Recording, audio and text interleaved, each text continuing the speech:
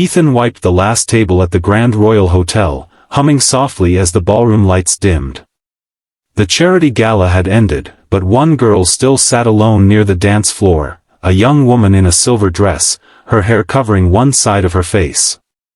He recognized her instantly.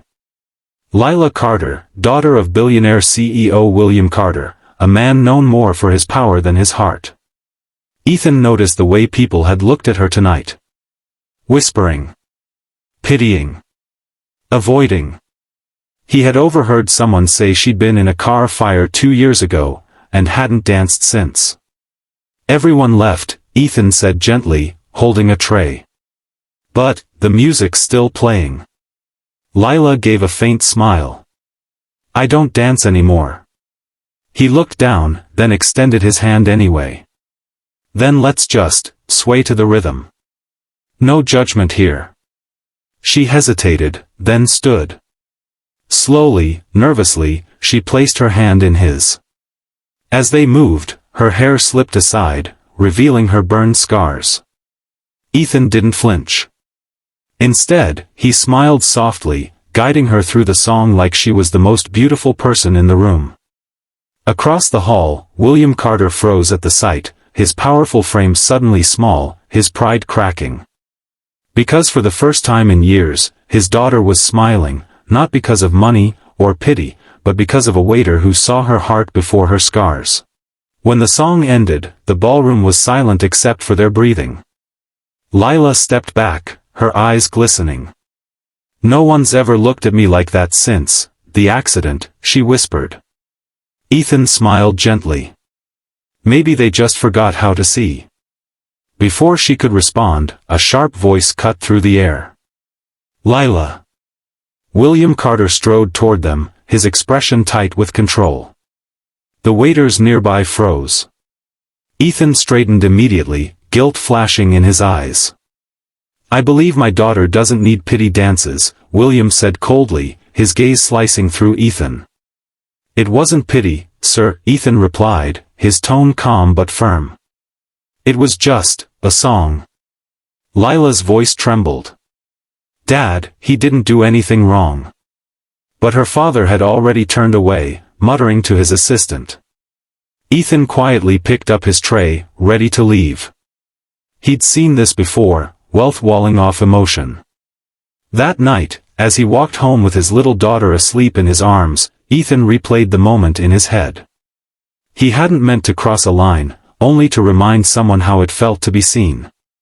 The next day, at breakfast, Lila told her father something that stopped him mid-sip.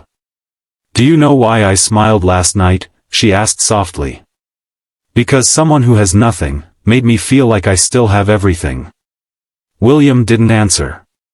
But as she left the room, he caught his reflection in the mirror, and for the first time, he saw the pride that had kept him from his own child's happiness.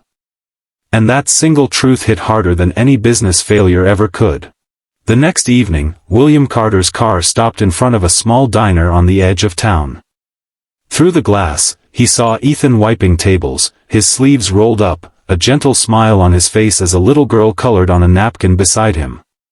Curiosity, or guilt, had brought him here. When Ethan noticed the man, surprise flickered across his features, but he approached with quiet respect. Coffee, sir? William nodded, then glanced at the child. Your daughter? Ethan's expression softened. Yeah. Mia. She's 6. Her mom passed when she was 2. Been just us since. William hesitated. You work here full-time? Double shifts, Ethan replied. Morning at the hotel, nights here. Keeps a roof over our heads. William studied him, the tired eyes, the worn shoes, the sincerity that didn't ask for sympathy. I saw how you treated Lila, William said finally. No one's been able to get her to dance. Or even smile. What made you try? Ethan shrugged.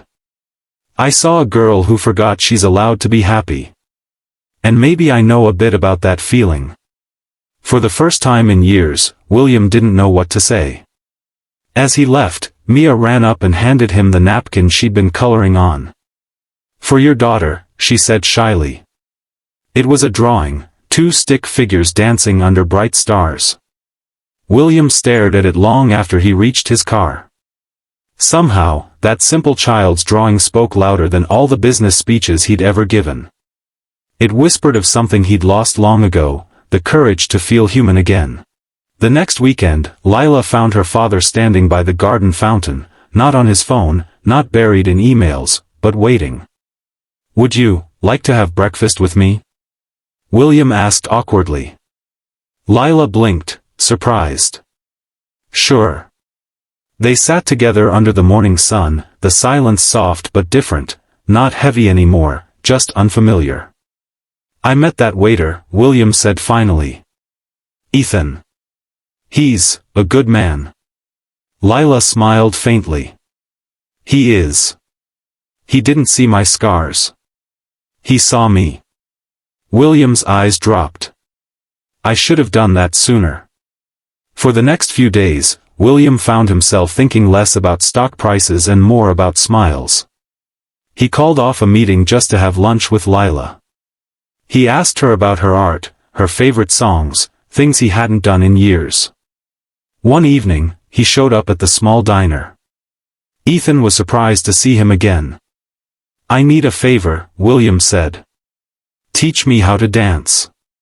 Ethan chuckled. "Sir, I'm no teacher." "You taught my daughter without saying a word," William replied. "That's good enough." They pushed a few tables aside, and under the flicker of diner lights, the billionaire CEO learned clumsy steps from a single dad. When William stumbled, Ethan laughed. "Relax your shoulders, sir. It's not about the steps, it's about listening to the music." Later that night, when William danced with Lila in their living room, she laughed for the first time in years, not a polite laugh, but a free, tearful one. And in that laughter, William realized something money could never buy: forgiveness. A few months later, the Grand Royal Hotel hosted another charity gala, this time organized by William Carter himself. The theme wasn't luxury or status. It was the beauty of second chances. Lila stood by the same ballroom floor where she had once sat in silence. But tonight, she wasn't hiding her scars, her hair was tucked behind her ear, her confidence shining brighter than any spotlight. Ethan stood among the serving staff, watching proudly. Mia clutched his hand, eyes wide with excitement. When the music began, William took the stage. "Last year, I watched my daughter dance again," he said to the crowd. "And it wasn't a miracle of wealth, but of kindness, from a man who reminded me what it means to truly see someone." He gestured toward Ethan. The spotlight followed. Gasps rippled through the crowd as the billionaire CEO walked down the steps and extended his hand to a waiter. "Ethan," William said, smiling, "would you honor us with one more dance?" Ethan hesitated, humbled, then nodded. The music swelled.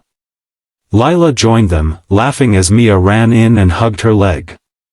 The four of them danced, not perfectly, but freely, surrounded by applause and tears. In that moment, the scars, the titles, the differences all disappeared. What remained was humanity, raw, kind, beautiful.